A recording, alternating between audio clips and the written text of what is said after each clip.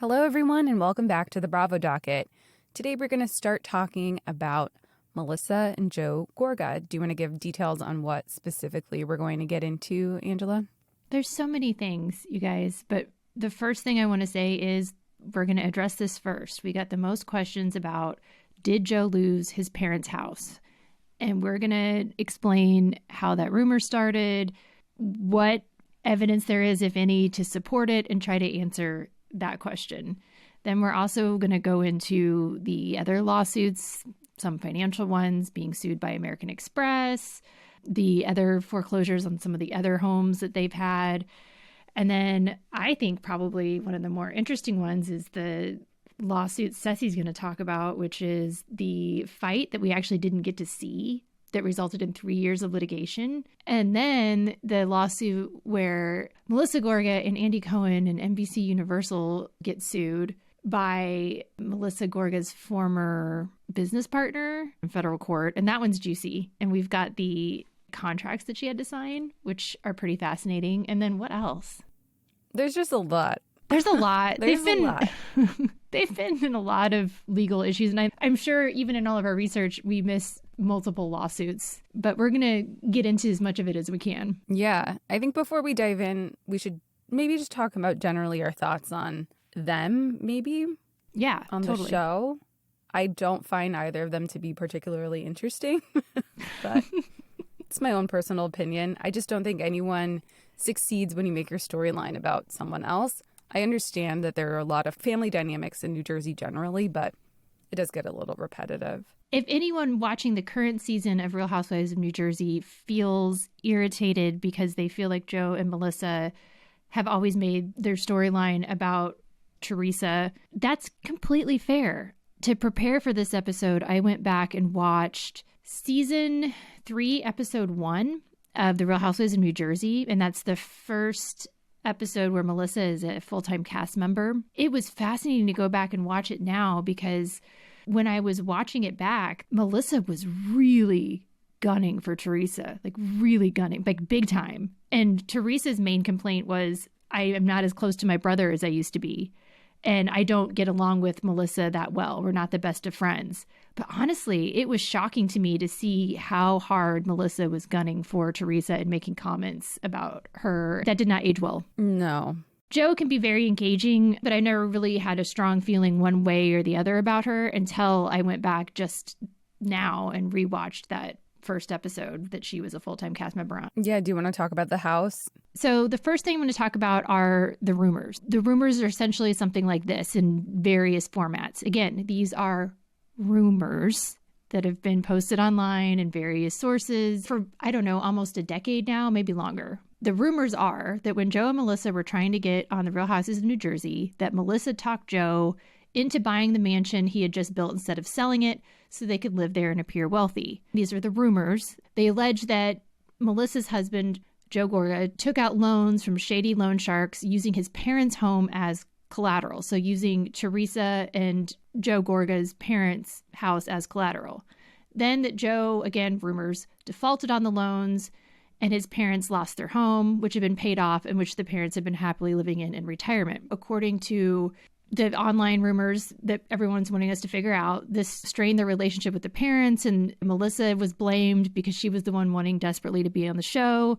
And then they blamed Joe for doing whatever Melissa told him to do. I don't know exactly how this rumor got started, but I do know that Juicy Joe, Teresa's husband, has definitely perpetuated it. He talked about it in interviews and online and seemed to provide some support for it. And if you go back and watch season 3, episode 1, you'll see this massive 6-bedroom, 7.5 bathroom Montville mansion Melissa is living in with Joe and the kids. There was a very detailed report from Fame Horgas, which again, not the most reliable source, but I'm only including the facts that can be substantiated by public records. Joe bought the Montville lot the year Teresa was cast on The Real Housewives of New Jersey, and then began building the mansion on it in 2008, which is the same year that they filmed season 1. Then they moved into the mansion in 2009 when it was still officially under construction. So when you're a contractor like Joe, you can get builder's loan, and then that's different from or mortgage loan. A builder's loan is going to be shorter term because you're obviously building it to sell it. A mortgage loan is different. There's different types of interest rates. So they were added to the cast supposedly in September 2010. And then they had that giant house on the market, but then they removed it from the market after they were cast on the show. Melissa addressed this on her Bravo TV blog, which I actually liked it when they would do that. Yeah, I mean, I kind of forget that they used to do that. But yeah, those blogs were an added layer of drama. Yeah. I wish they made them only do the blogs and get rid of all the social media stuff. Yeah, I'm so over all the social media stuff. It's exhausting and it's not fun. And have your social media, but don't talk about the stuff on the show. Just that would be so great if that was a rule. Right. And like, I don't follow everyone on social media, so... You can't keep up with it. No. Go back to the blogs. Yeah, I agree. According to Melissa's Bravo TV blog from back in the day, addressing rumors that they were moving out of that giant Montville mansion that you see her in season 3, episode 1, because they couldn't afford their payments on the house anymore. She says, quote, "Please don't believe any of the rumors that we have a balloon payment due or that our interest rate exploded or that we can't pay our bills. Our mortgage history is all available in public records, so I would never say that if it wasn't true. We have a 30-year fixed mortgage with an interest rate of 5% and never once missed a mortgage payment. In the whole 8 years we've been married, it would make no sense that now we couldn't afford this house." Melissa, quote, "We own 4 buildings and have many other investments that would allow us to stay in this house forever if we wanted to. For the record, we sold our last house in Franklin Lakes for $2.45 million to LeVar Arrington, and who's a football player, and then bought in Montville so we could be closer to Teresa and the cousins." Which, side note, that doesn't make a ton of sense because immediately you see on the show how she's talking about they don't get along. Yeah. "We moved into our current house in 2008 and didn't sign on to the show until 2010. So obviously we did not just move into the house because we got on the show." End quote. Before we dive into what happened with Joe's parents' house and that timeline, I just wanted to talk about some pictures of the house. So you see the house that they lived in, season 3, episode 1, the Montville mansion. It's a McMansion, but it does look well done, I will say, for that style of home. You know what I mean? It's not my style. It looks a little like the clock from Beauty and the Beast. It totally looks like the clock from Beauty and the Beast. But it's not like gross or overdone. It's not something you and I would want. And now all I can see is the clock from Beauty and the Beast, and I'm waiting for Lumiere to run out. I'll take it. I'll take it. I live in an apartment, but yeah, so, I'll take it. It's not my style, but yeah. But you can tell there's a lot of nice finishes. There's arched windows. There's very distinct architectural details. It actually looks expensive, I will say. Then what do you think about their house that they are currently living in now, their new build? And I will say I have seen these both before, but yeah. This other one is just windows. It's just walls and windows, just like a flat walls and windows. And there's a content creator, and I can't remember on what platform it is. I think it might have been on Instagram, and maybe they are on TikTok now. But they go through the houses and like circle everything that is wrong. McMansion Hell. Huh? I think it's McMansion Hell. Yeah. And I think these homes have been on there where they're like, if you count the windows, they're not the same on the right as the left. No, it's nuts. There's 1, 2, 3, 4, 5, 7, 8, 9. And they're not centered. It's just like a slab of home. Yeah, I just counted 23 windows on the front of the house. And it's a black and white house, I guess, in the modern farmhouse style. And then there's these pointed gable things, and none of those match. There's 5 of them. Yeah. But the one in the middle is not centered. It's interesting to compare and contrast the two homes. The one that they lived in when they started on the show, and then the one that they've moved into now this season. The house that belonged to Joe and Teresa's parents is interesting. And I believe this is the house that was at Black Oak Ridge Road in Wayne, New Jersey. So it looks like actually from the property records that Joe Gorga bought this house in 2002 for $510,000. And then 2 years later, he put the house in his and his parents' names in February 2004. If this is the house that everyone's talking about that he supposedly lost, it looks like Joe Gorga bought the house originally. Then he put it in his parents' names in February 2004. So what might actually be interesting about this is that Joe and Melissa Gorga get married on August 20, 2004. So he puts the house in his parents' names along with his own name before he and Melissa actually get married. And then in July 2004, a lis pendens was filed. And a lis pendens is an official notice to the public that a lawsuit involving a claim on the property has been filed. And there was a lawsuit involving his landscaping business. A lis pendens just means that it's connected to the property and the buyer must assume any litigation that exists pertaining to the property. And then the lis pendens was discharged in 2005. And then Joe took out a mortgage jointly with his father, according to the documents, on the house in 2007 for $500,000.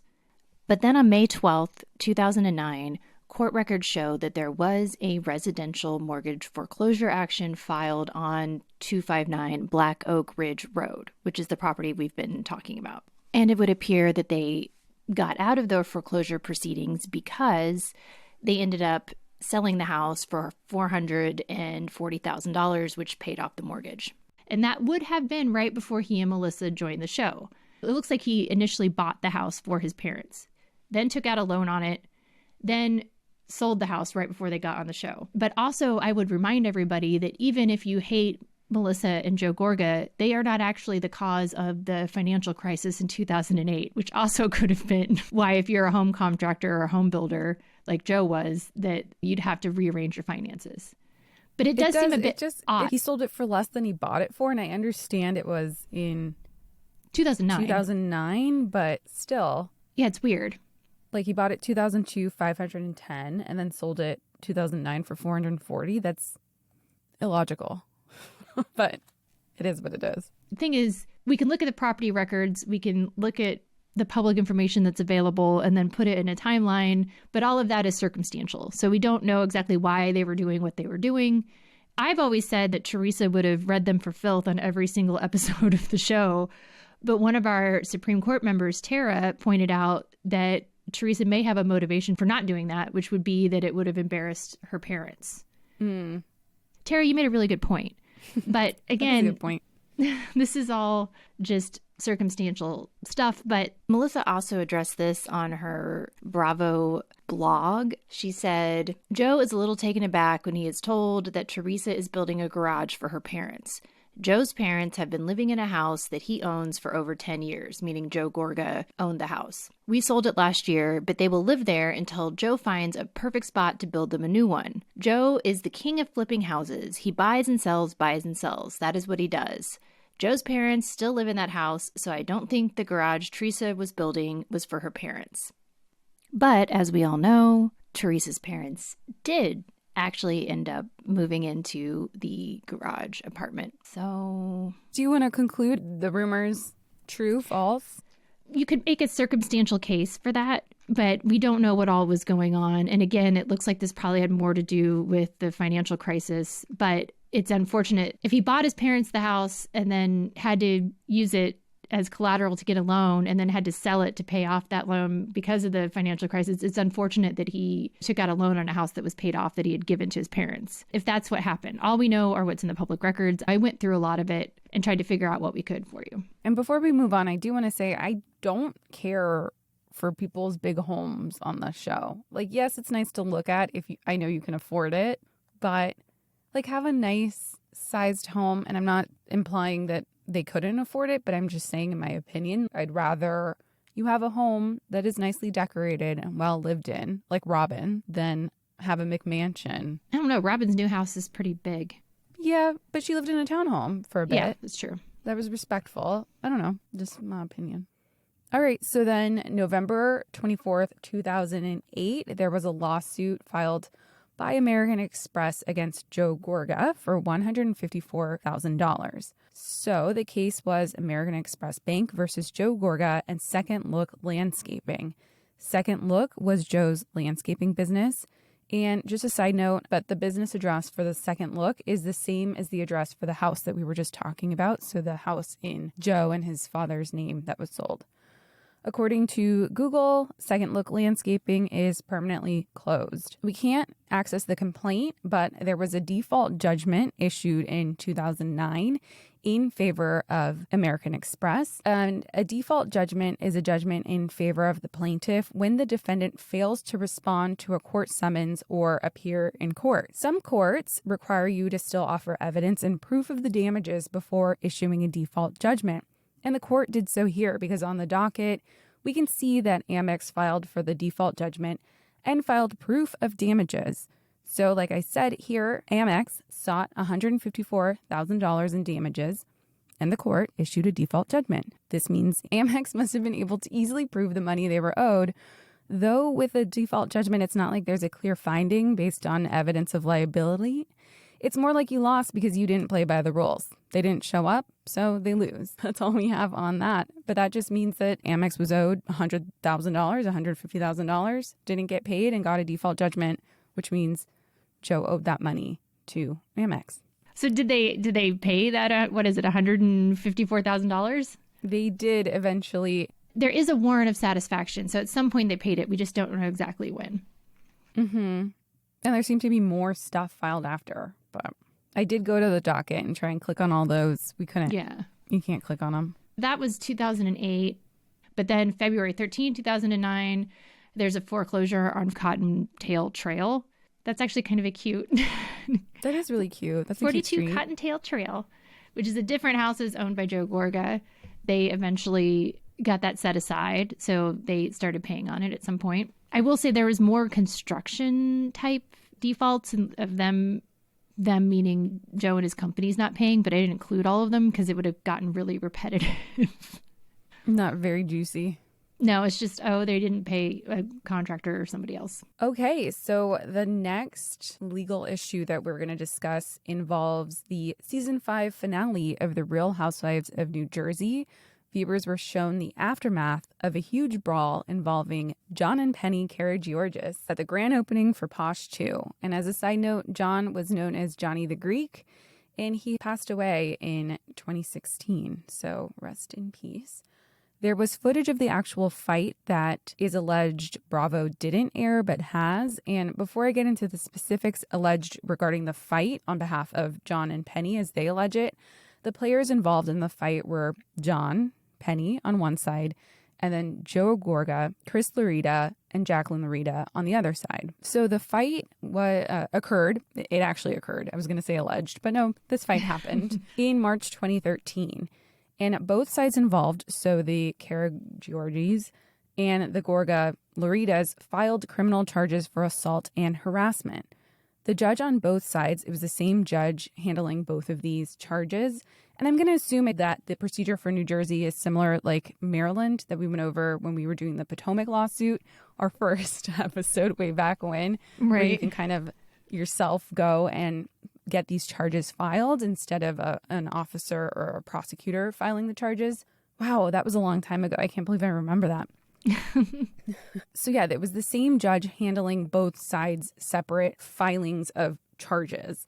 And the judge on both sides found that there was probable cause to charge everyone, so on both sides, with assault and harassment.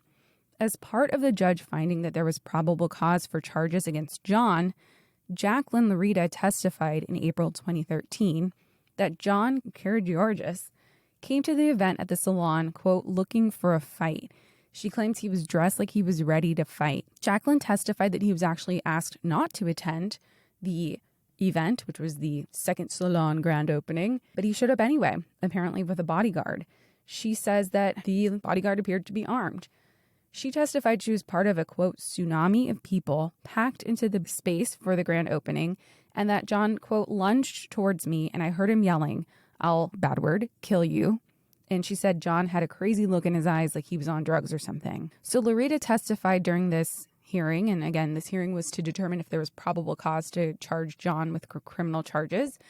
She testified that he apparently used Twitter and had been harassing her and other members of the Real Housewives of New Jersey cast, posting malicious and derogatory comments about her, her husband, and the couple's autistic son.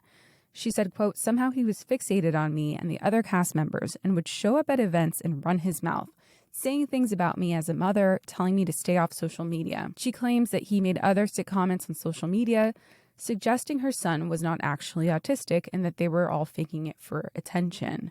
She said she was afraid of him because she's not sure what he's capable of. Chris Laurita and Gorga also testified.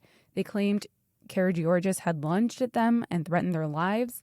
They told the judge that they were forced to defend themselves and their wives during the fight, and both claimed that he had been using Twitter to harass and slander them. Gorga said he's obsessed with us and has stalked us for years. I get phone calls at night. It's to the point where my wife has gotten depressed over it. This guy needs to be prosecuted. This is cyberbullying. The judge ended up dismissing both sides' charges, so no one was found guilty of a crime on either side here. Similar to the Potomac fight, where it was just kind of everyone loses, no one wins. I mean, yeah, the judge was kind of like, everyone sucks here. Yeah. Yeah. And before I move on, I do want to note our sources here. We used Courthouse News, Law360, NJ.com, NorthJersey.com, and the actual complaint. So that's what I'm going to get to next. So after the charges were completely dismissed and the judge was like, you all, no, we're not doing that. In the criminal context, the Karagiorgis filed the civil lawsuit. Ended up filing a civil lawsuit against everyone I mentioned. So Joe, Jacqueline Laurita, and Chris Laurita, against them, plus NBC, Bravo, and Sirens Media, which we know who NBC is, we know who Bravo is. Sirens Media was the production company for New Jersey, probably still is. According to the complaint, Penny was invited to the salon grand opening by Bravo producers, and John accompanied her. The complaint alleges they were only invited for drama for the show. Okay, but can I just stop you there? Why else is anyone invited? Why is anyone invited? Right? On The Real Housewives? I feel like you'd have to admit that statement of fact. Yes, they were only invited for drama for the show. Right. No. They invited them to enjoy the drinks and appetizers at the grand opening of a salon. So according to the complaint, they got into a verbal altercation and fight with Joe Gorga, Chris Laurita, and Jacqueline Laurita. John says that Joe and Chris punched him on the head and or face with a closed fist, and Jacqueline struck him on the head and or face with a stiletto-type shoe. They also claim during the attack, unknown members of the crew, quote, restrained him such that he could not defend himself from the unlawful attacks of defendants Joe Gorga, Chris Laurita, and Jacqueline Laurita. They say that defendants Bravo, NBC, and Sirens Media failed to call the local ambulance or the police after the attack and produced and recorded the entire incident for the show. From the complaint, it says that defendants encouraged, promoted, required, and or demanded that members of the cast of New Jersey engage in verbal and physical conflict with one another and with members of the public, thus creating a culture climate and or atmosphere of confrontation, hostility, and violence in order to attract viewers, generate higher ratings, and increase revenue. The Karagiorgis say that defendants Joe Gorga, Chris Laurita, and Jacqueline Laurita only filed criminal charges, so the ones I mentioned before, against John in retaliation and with malicious intent because John reported the unlawful attack by the defendants on him. John also gave an interview to the Newark Star-Ledger and said that the fight grew out of allegations that he made rude comments about the Lauritas' autistic son. Like I mentioned earlier, Jacqueline testified that it all kind of stemmed or may have stemmed from him making allegations supposedly on Twitter that her son doesn't actually have autism. He denied Did he do that? Do you know? I don't know. If he made them, it's not on Twitter anymore. Yeah. And that's not easy to pull up. One of my favorite tools to use to find things like that, for those who don't know, now you're in the know, there's a awesome website called the Wayback Machine. Oh, I love that. I love it too. Lawyers love the Wayback Machine. We love it. And there's been actually like interesting cases on whether or not that can be admissible evidence. The Wayback Machine is amazing. It's basically a recorded snapshot in time of different websites. So your favorite website, if it existed back in like 2012 and you want to go look it up, you can find it if they took a screenshot of it or like a cache of it. Great tool. Mm-hmm. Not good for Twitter. No. He denied that he made the comments and told the paper he believes he was set up by and used by production to add drama to the episode. So John and Penny claimed that they suffered bruising, scarring, disfigurement, fractured bones, facial lacerations, mental anguish, psychological health problems, physical discomfort, pain and suffering, economic losses, and shame and embarrassment because of everything alleged. Just jump in there. I mean, scarring and fractured bones. I find it difficult to believe that there were no criminal charges filed if somebody had a bone fractured in their face or permanent physical disfigurement, you know? Yeah. I mean, they probably, well, first, we probably would have seen photos. Yeah. But the judge was probably, like, in the criminal context, was probably like, I'm not even going to get in this. You both are at fault, you know? Like, even if they had the facial lacerations, I don't know. everyone loses. But it's that type of injury is a felony if you break a bone in someone's face in most jurisdictions. I'm thinking there may be some puffery here in this civil. Maybe. Yeah, so the claims at issue here are counts of battery and assault, conspiracy, and the conspiracy is for Bravo and Sirens Media, the production company, for setting up the contrived fight. Malicious prosecution, so like I mentioned before, this stems from they're saying that the only reason Joe and the Lauritas filed their criminal charges against the Karagiorgis is because they did it first. Defamation and slander and false light. So the defamation and false light claims, so he's saying you are defaming me by saying that I said something on Twitter that I didn't say. And then there's three negligence counts. So when was this filed? 2013? Yeah. Mm-hmm. So then in 2016, there was an article and confirmation from Joe Gorga's counsel that the parties ended up settling. Wow. So that went on for 3 years. Yeah. And so I like you mentioned before, Fame Horgas might not be, you know, they're not pleading, but according to them, the court ended up subpoenaing Bravo to turn over the footage from the fight because it was apparently recorded. And they said, you have to turn over the footage so we can see it unedited. I mean, that's totally plausible and reasonable because the court can order Bravo to do that. So. True. Yeah. And Bravo was a party to its discovery. Right. Right. And very relevant discovery. So very relevant discovery. So December 6, 2017. So they get done with that civil lawsuit in 2016. And then 2017, Melissa's business partner in her NB store sues Melissa Gorga and Andy Cohen and NBC in federal court for general defamation, defamation per se, defamation by implication, intentional infliction of emotional distress, and tortious interference with prospective advantage. So this is according to the plaintiff here, which was Jackie Beard Robinson, who was Melissa's partner for her boutique Envy. Jackie Beard Robinson describes herself as an entrepreneur and international fashion influencer. She is also a blogger and style consultant. This is paragraph 10 of her complaint. I loved that. Yeah. She has extensive background in marketing and sales. As a prominent member of the South Florida community and this district in particular, plaintiff was well respected in her community and revered for her innate fashion sense, style, and community outreach. Wait, revered? She put this in a complaint? I mean, I guess if you're paying your lawyer to file a lawsuit in federal court, might as well make yourself might sound as good. well say that you're revered for your innate fashion sense. Well, so moving on, plaintiff owned a clothing store named Ginger, but with a J for the second G. So Ginger. Ginger? Ginger. But that's Ginger. No. Ginger. Yeah. Wait. Okay. Ginger. Well, anyway, so she owned Ginger from 2011 to 2015. In the spring of 2014, defendant Gorga and her husband walked into Ginger and met plaintiff.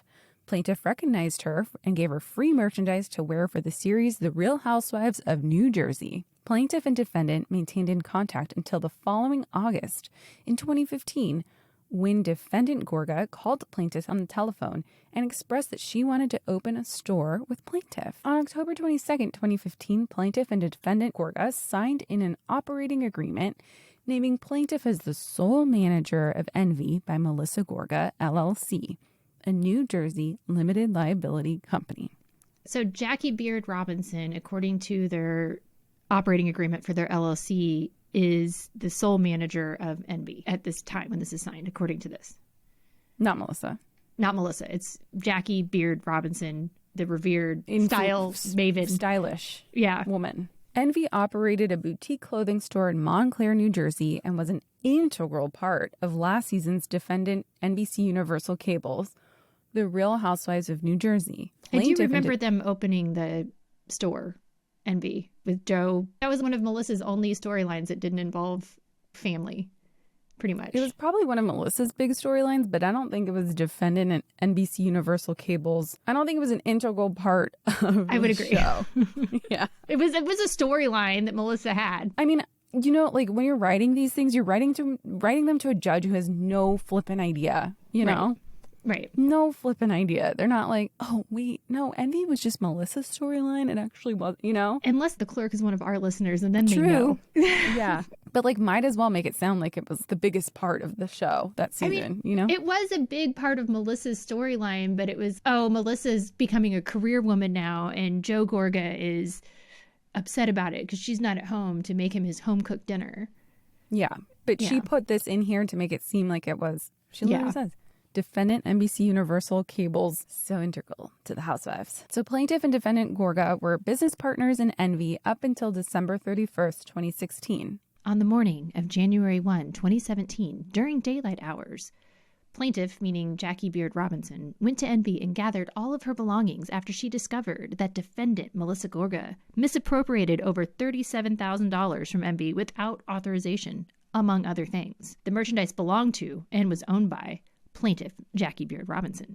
On January 4th, 2017, after plaintiff Jackie Beard Robinson removed only her merchandise from Envy, Brett Hitchner, defendant Gorga's counsel, sent an email correspondence to Arthur Grossman, a member of the firm representing plaintiff at the time, that read, "My client, defendant Gorga, acknowledges and accepts your client's withdrawal from the company, Envy, as of December 31st, 2016, that your client may sell off and retain the proceeds for the items that your client has taken from the Envy store, that my client will be responsible for the company's operating expenses from and after January 1, 2017, and that my client and your client will thereafter have no further obligations to each other with respect to the company," which is really obtuse lawyer speak for, okay, you took all the stuff that you think belongs to you, so now our business relationship's over. You can keep that and sell it. So they said that, he just said it in a really complicated lawyery way. That's why we're here to say it in a non-lawyer.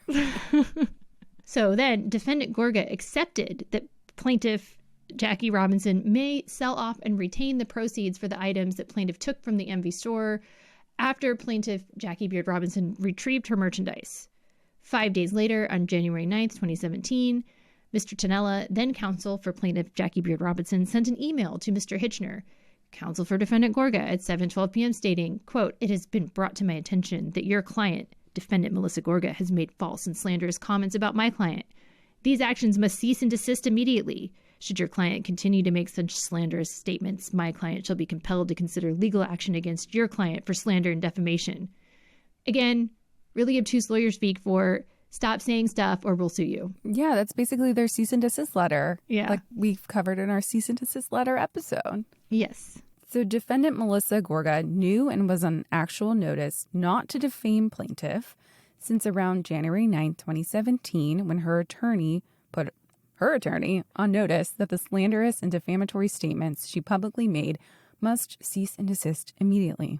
On February 23rd, 2017, Mr. Janella, so this is plaintiff's attorney, warned defendant Gorga's counsel in a formal letter saying, quote, "We have serious concerns concerning your client, Melissa Gorga's, past behavior that she will defame Ms. Robinson through social media, particularly during the production of the Real Housewives of New Jersey series. Please be advised that in the event Ms. Gorga defames Ms. Robinson, either directly or indirectly, we have been instructed to take immediate legal action against your client, wherein our client will seek restraints, damages, costs, and attorney's fees." So this is like another cease and desist letter. Yeah. This one kind of has the teeth, though, like, stop or else we're going to sue you. Apparently, they also sent a cease and desist letter to NBC Universal stating the purpose of this correspondence is to notify NBC Universal and all entities and persons involved in the production of the series The Real Housewives of New Jersey that we have placed Miss Melissa Gorga on notice that she is to refrain from making any defamatory statements directly or indirectly about Miss Robinson through social media, including in connection with the series. In the event that Miss Melissa Gorga makes any such defamatory statements concerning our client through the broadcast of the series or any promotional aspect of the series, Please be advised that we intend to take immediate legal action against your company, Miss Melissa Gorga, and any person or entity who aids Miss Gorga in making such defamatory statements wherein our client will seek restraints, damages, costs, and attorney's fees. Again, that's just saying don't say anything bad about Jackie Beard Robinson or she will file a lawsuit. But the point of them putting this in here is for them to say that, oh, we gave them notice that we considered these statements to be defamatory and we told them not to do it. So what happened on October 4th, 2017? So during the airing of The Real Housewives of New Jersey, Melissa, acting in concert with other defendants, falsely, recklessly, and/or negligently stated that plaintiff, quote, snuck in the middle of the night and took all the clothes. Which, just to make a comment on that, that is what she did. No, but Angela, it wasn't at night. Well, I'm just saying she did go in and take all of the clothes. And she obviously did it when she knew Melissa wasn't there. So maybe whatever is that sneaking? But she took the stuff that she thought was hers. Yeah. I mean, like, I didn't rewatch this part, and I apologize to our listeners that I didn't. But like, she probably just said it like when you're just talking to someone in normal people talk, you know, when you're like, oh man, she like snuck in the middle of the night and took all the clothes, you know. Yeah, which, again, isn't necessarily saying that she stole them. She just said, she didn't say she snuck in and stole all of the clothes, but I guess that's the connotation. Mm-hmm. Which you can sue for implications. Yeah. So. Yeah, totally. You want to continue? On October 4, 2017, during the airing of Watch What Happens Live with Andy Cohen, which, by the way, this is now our 5th lawsuit from Watch What Happens Live, stemming from comments on Watch What Happens Live, I think. I mean, people get loose. Watch What Happens Live put a couple lawyers' kids through college. Having defend clients that made statements on Watch What Happens Live. But we still want to be bartenders. So yeah, we totally do. Watch What Happens Live if you're listening. I was an actual bartender for 10 years. I was not, but I like to drink, so I'm down to go. Yes. Says he looks really good on TV, so. Stop. We both do. Come on, Watch What Happens Live. You know you want to see it. Anyway. So further, on October 17th, during the airing of Watch What Happens Live with Andy Cohen, Defendant Cohen, acting in concert with the other defendants jointly and severally, falsely, recklessly, grossly, negligently, and/or negligently stated, quote, wow, so that lady, plaintiff Jackie Beard Robinson, wound up kind of ripping you off. Defendants published this in the district that plaintiff has stolen merchandise and acted criminally. Defendant Gorga, acting in concert with the other defendants jointly and severally, responded yes, and then furthered the falsehood that plaintiff Jackie Beard Robinson snuck into Envy in the middle of the night and stole clothing. All I can think of was like a choir of Melissa's going, yes. Plaintiff Jackie Beard Robinson removed her merchandise and other materials from Envy during the morning of January 1, 2017 in broad daylight, not during, quote, the middle of the night. The statement the plaintiff snuck in the middle of the night is false, misleading, reckless, grossly negligent, and made with actual malice. I guess she doesn't want to be accused of creeping around at night. No, nothing good happens at night, you know? That's legal.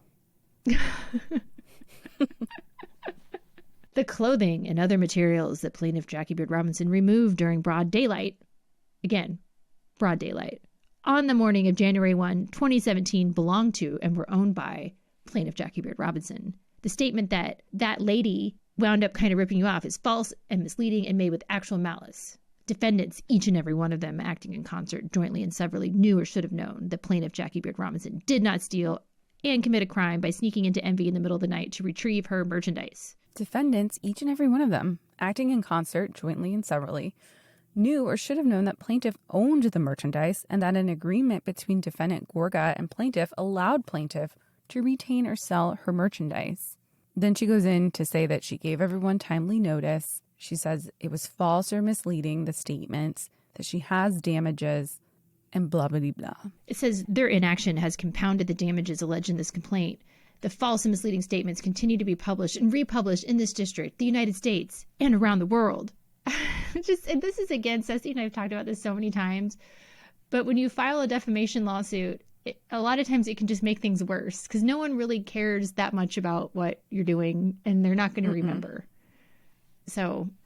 No. And the statements here, in my opinion, were just so mild. But, you know, who knows? I mean, she did go take the stuff and she pretty much admits they didn't have an agreement that she could take them. But yeah, and maybe Melissa did feel like she got screwed over. Yeah. Maybe for purposes of the show. Right. I'm not saying all of Melissa's actions with this were reasonable because I don't know. Right. It seems like the real tea here is that they had this business divorce because Melissa had taken $38,000.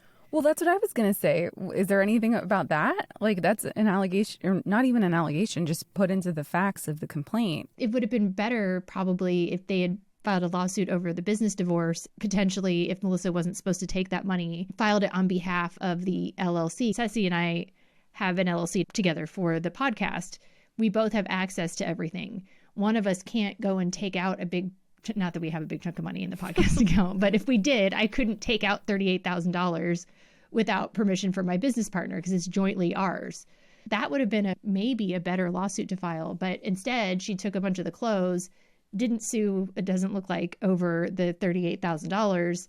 And they could have just been done with it. But then she didn't like what Melissa said on Watch What Happens Live about. Yeah, I mean, what probably happened is that she saw this as a way to promote her business and get a windfall from being on the show. And then she wasn't pleased with how they ended up portraying her on the show, which we'll get into when we go over the release. That being said, the causes of action here are general defamation, and we have talked about defamation so much. It's probably the top thing that we talk about. And I'll just remind everyone that the elements here are that you have to show that someone published a false statement, and that's just like putting it out in the world, which that's an easy element here to satisfy. It was on Watch What Happens Live. It was a statement made on the show.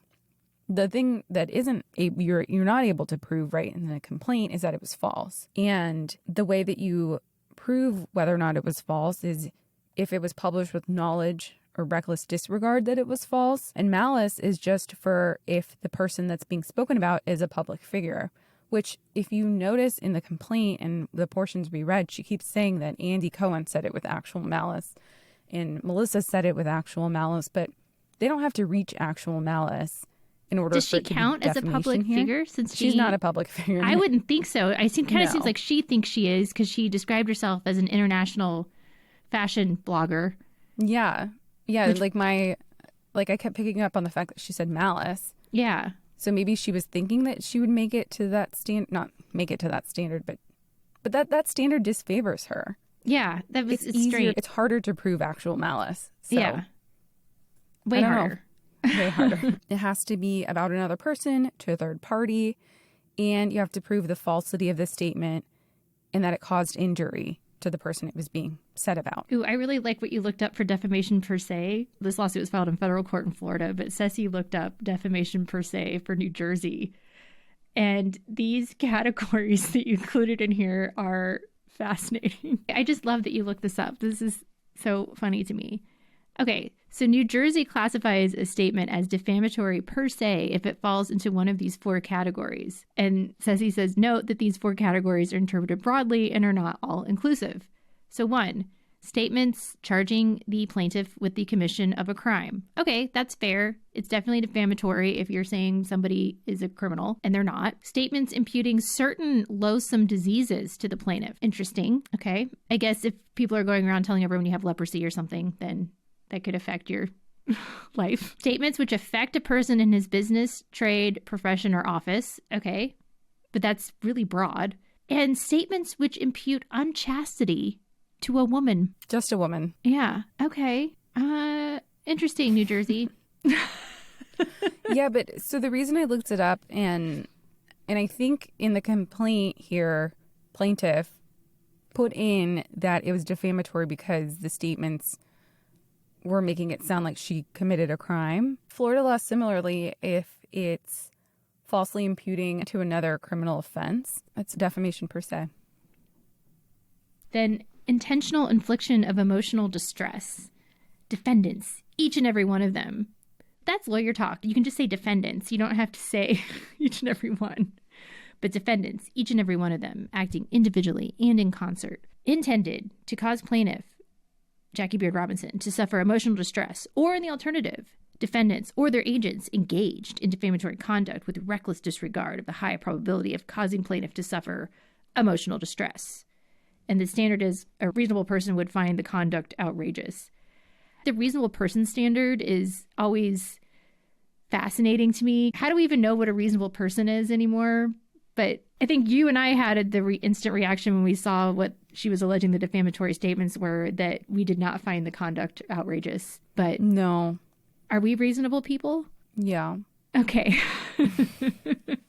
Yeah, I don't know. Whenever I see the reasonable person standard, I like picture 14 to 25 people in a room being like, okay. Yeah. Yeah. I mean, she probably was like, oh my God, I can't believe she said that about me on TV. But that's not it.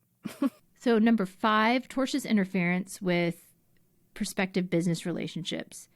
And that is that the defendants knew that she had business relationships, and through their defamation, they harmed those relationships, and she suffered damages because her reputation was harmed.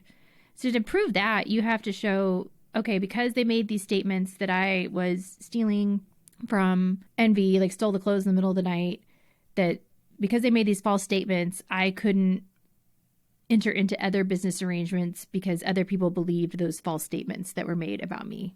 And so that interfered with me doing my international fashion blogging or opening another store or something.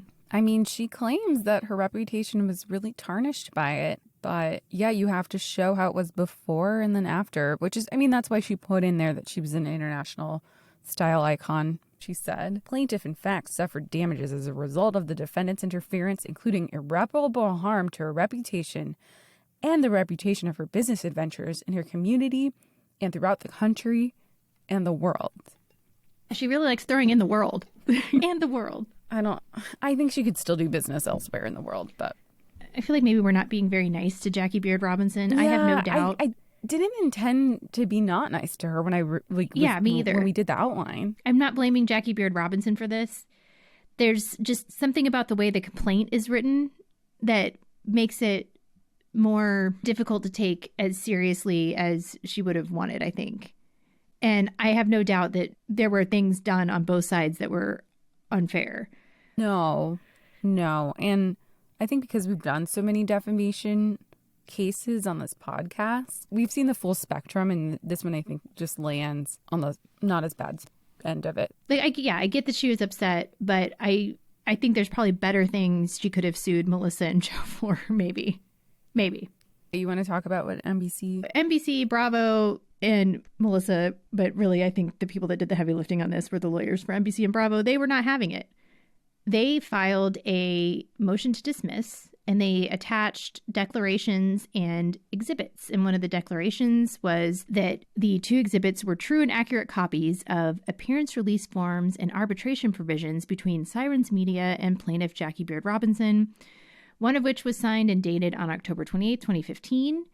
And that's Exhibit A. And then she signed a second one 2 years later, and that's Exhibit B, and that was signed February 28, 2017. She signed those releases, and we've talked about one of those before from a different production company over a different lawsuit that was also defamation from Southern Charm. That would be Catherine's politician boyfriend that is not T-Rav. But this one, they've clearly gotten more detailed with these over the years, or at least this production company has. Ceci, do you want to talk about the first one, Exhibit A? Sure. So it's way longer, like you were saying, than the release that we saw for Southern Charm. So outright definitions of things are very important in contracts because that guides what is being covered throughout the contract. So I went up and I wanted to see what they defined as the program, because it's referenced throughout and all of the provisions talk about the program. So what is the program? So it's Real Housewives of New Jersey, obviously, but then it includes any other production, the advertisements, merchandising, publicity, and promotions for the program, so Real Housewives of New Jersey, and any other production and for any entity that may sponsor, advertise in, or exhibit in any manner the footage and materials, the program, or any other production, and the exploitation of all allied, ancillary, and subsidiary rights. So basically it's saying that this contract covers the Real Housewives of New Jersey and then anything really promoting the Real Housewives of New Jersey. And that's why Watch What Happens Live would be covered under this agreement. So it's an extension of Real Housewives of New Jersey. So that's why it would be covered by this. By the way, this is in the first paragraph of this document, and it says, The rights granted herein shall also include the right to edit, delete, dub, and fictionalize the footage and materials, the program, and the advertisements as the producer sees fit in the producer's sole discretion. Like, I mean, yeah. Yeah, you're signing everything away.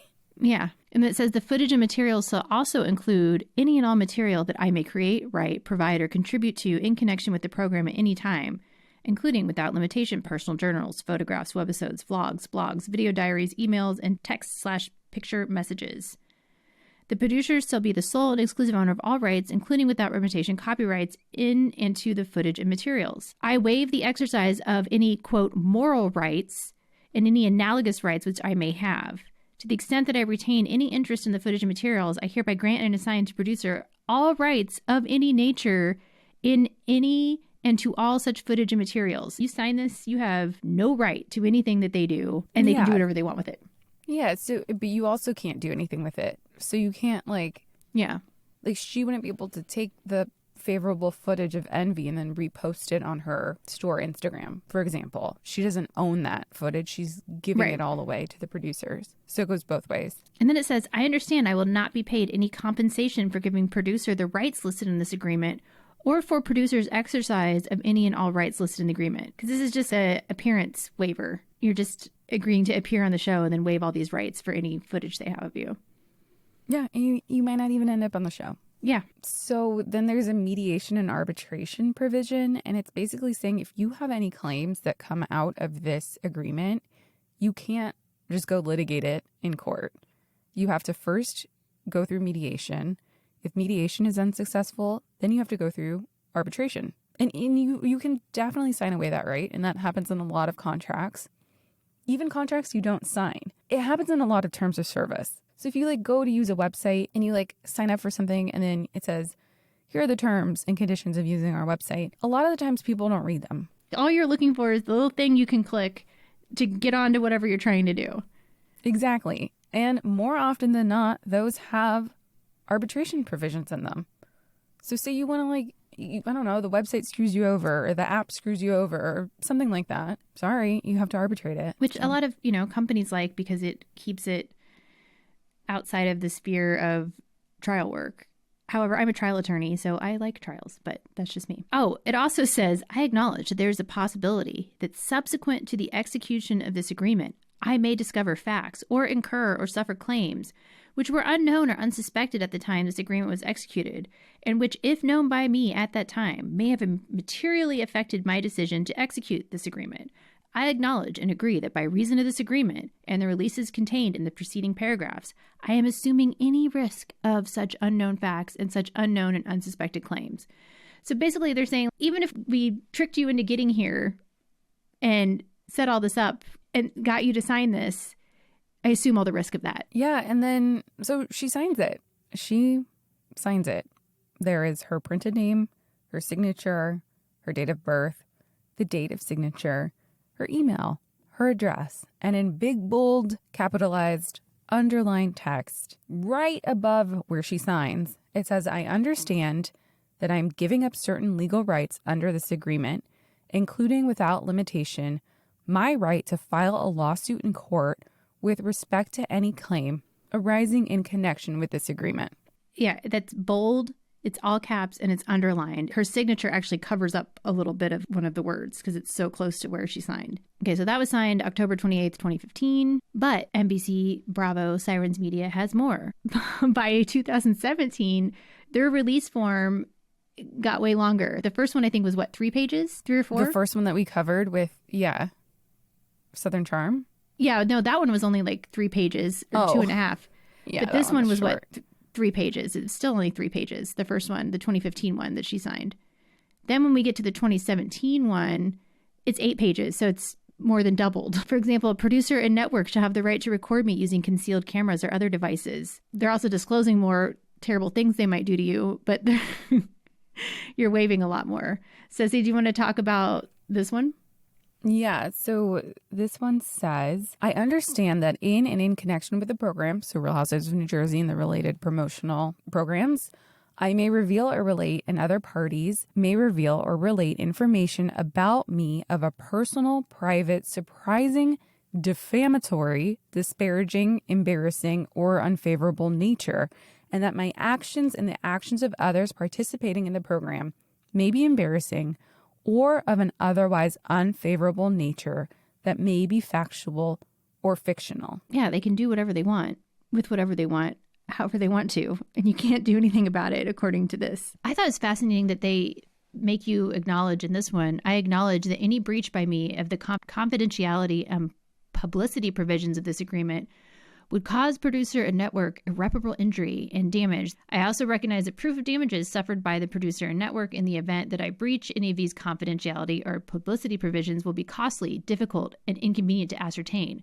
Accordingly, I agree to pay producer and network the sum of $500,000 per breach, plus disgorgement of any income that I may receive in connection with my breach as liquidated damages in the event that I breach any of the confidentiality provisions of this agreement. Wow, it's $500,000. Big threat in there to get people not to reveal things they're not supposed to. Yeah. It also has a provision that they have to seek permission with the network before talking about the show. Yeah, just interesting from a content creator perspective. It also says, I agree that if I partake in the consumption of alcohol anytime during my participation in the program, I represent and warrant that I will not drive a car after I've consumed alcohol. It's just when you see contracts like this that have evolved, it's always because something happened and then they had to add it to the contract. So there's a reason why this grew by multiple pages and have some pretty specific things in there. We don't know exactly what those are, but anytime you see a contract increasing in size and specificity like this, it's because the lawyers are like, all right, we need to make sure this doesn't happen again. So we want you to add this language. Yeah, and this is just a third-party release. We can only imagine or assume that these provisions might be in the cast contracts as well, but that's just a guess. I mean, that's just crazy. And then I have to assume that the lawsuit that we talked about before, that they maybe signed a release similar to this, but we don't have access to that discovery. It does say, I authorize producer and network to secure information from my current and former employers, associates, family members, educational institutions, government agencies, credit reporting agencies, and any references I've provided or that are developed by or for producer or network, and I authorize such parties to provide information concerning me. Ugh. References. I'm not giving Bravo any references then. I unconditionally and irrevocably release and forever discharge all such parties and persons from any and all claims, actions, damages, liabilities, and losses arising out of or in connection with such investigations. I specifically authorize investigation of my employment records, medical records, and government records, including but not limited to my motor vehicle records, criminal records, military records, and credit and consumer reports. Any information obtained by producer or network may be used for an evaluation of my application to participate in the program, selecting participants in the program, or any other purposes. I'm struggling to imagine any other context other than reality TV where something like this could be even considered appropriate. Yeah. I mean, well, people always ask us if we think that they should be doing more in terms of background checks to find criminal activity and stuff, but this is pretty exhaustive. We don't know if they actually do it, but they're saying, right, you can. Or if we've developed a source to give us information on you to make you look stupid, you can't sue the source. Mm-hmm. It's just...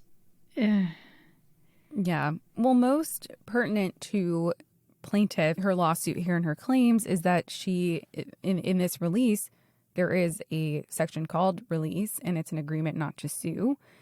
And it basically says that she releases the parties, so here Bravo and the production company, from any claims, actions, complaints, damages, demands, allegations, suits arising from, resulting, relating to the program, as it pertains to any legal or equitable theory whatsoever, including without limitation to negligence, rights of privacy and publicity, defamation, false light, infliction of emotional distress, etc. So this cannot be more clear that the person who signs this agreement is agreeing to not be able to sue Bravo or Hear Sirens Media for a claim of defamation. You sign that right away. So similar to the prior contract that we just spoke about, there is also an arbitration provision in this contract, basically saying that whoever signs this contract, so here plaintiff Jackie Beard Robinson, cannot bring any claims in civil court. They have to be arbitrated.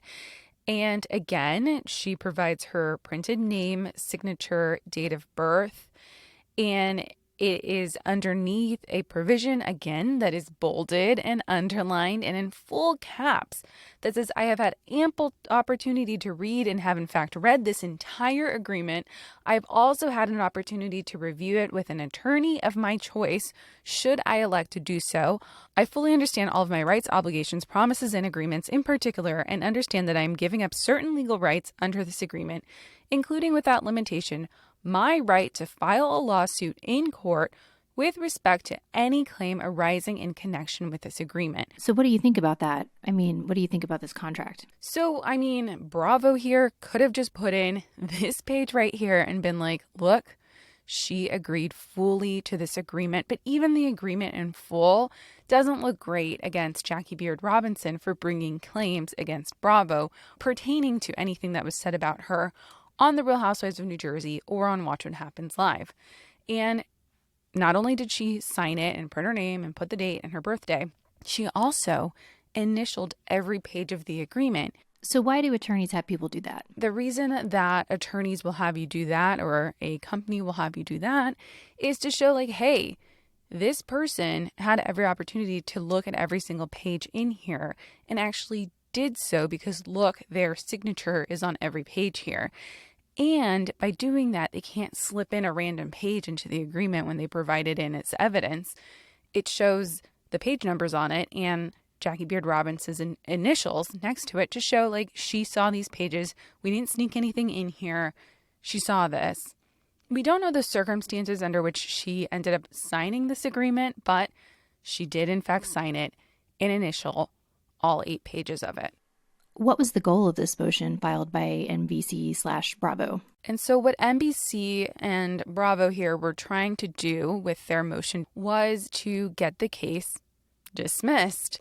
And their basis for that was that it should be in arbitration because of the agreements that we just reviewed. Jackie Beard Robinson tried to respond to that motion to dismiss and give her legal arguments as to why she believes that she is not bound by the arbitration provisions. For example, she says that defamatory per se statements, so like saying that someone committed a crime, falls outside of the scope of the arbitration provision under Florida law. She also tried to argue that the contract as a whole was unenforceable because it was unconscionable. Let's talk about that because that's actually a really high standard to invalidate a contract entered into by private parties. In the United States, we have actually a contracts clause in our Constitution, and the U.S. Constitution's contracts clause is a rule that limits the power of the government.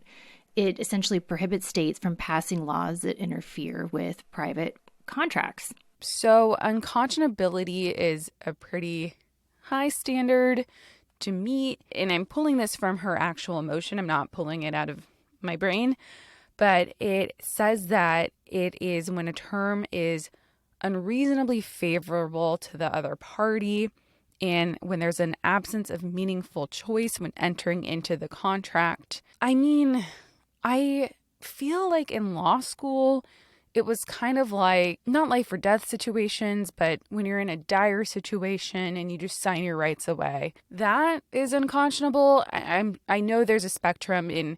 I'm sure there are arguments to be made specific to Florida law and as to what unconscionability is. But here, she signed it. She signed it and initialed it. I mean, I don't know if she was like strangled over quicksand when she had to sign it, but it doesn't appear that this was unconscionable here. And the court seems to agree.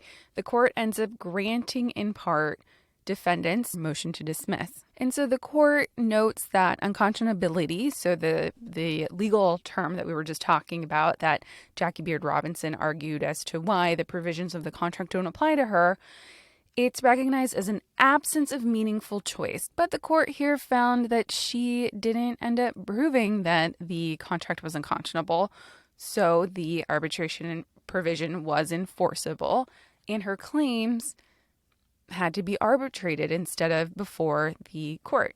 Okay, so what did Jackie Beard Robinson do next?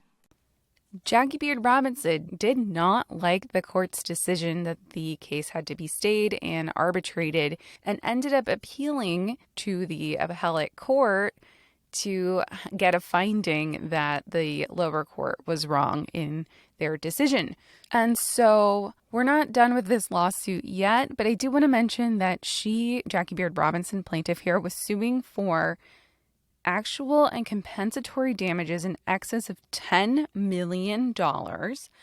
And then she was seeking damages, punitive damages, in excess of $20 million, or at least 5% of each defendant's net worth, whichever is greater.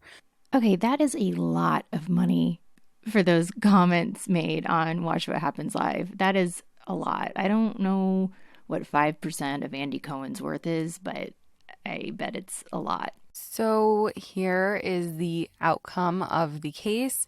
So they were ordered to go to arbitration, and the arbitrator ended up issuing a final award, and it denied plaintiff's motion to dismiss for lack of arbitrability, finding that the arbitration clause in the contracts, so the two that we went over, mandated the parties to resolve the dispute in arbitration. It also granted defendants, so all defendants, motion to dismiss the proceeding for failure to state a claim, finding that plaintiff released all of her claims in the parties' agreement. So they're saying that she doesn't have any claims because of the two releases that she signed. And they concluded that defendants established their counterclaim for breach of contract. So here, defendants filed a counterclaim saying, hey, you sued us, we're going to sue you for breach of contract, and granted defendants' application for attorney's fees in response. So the arbitrator, for a case that Jackie Beard Robinson brought, ended up awarding defendants $61,000 in attorney's fees to be paid by the plaintiff. So not only did she have to pay to bring this lawsuit, she ended up losing the lawsuit entirely. Defendants ended up winning their claims against her, and she had to pay for their fees. Oof, that had to hurt.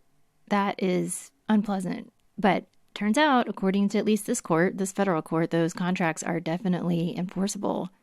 So read and think about stuff before you sign it, guys, especially if you're going to be on TV.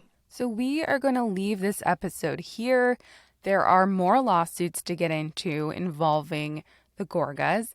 Plus, we have asked for your questions on our Instagram and our Patreon. So be sure to DM us on there or join our Patreon to get your questions answered in our next episode on the Gorgas. As always, thank you for listening to the Bravo Docket. Thank you for following us on social media. Thank you for your kind notes and reviews. If you ever have a correction to any of our episodes, please feel free to email us at thebravodocket@gmail.com. We are responsive on there and we'll make corrections as needed. But yeah, thank you for listening. And until next time, legal team, bye.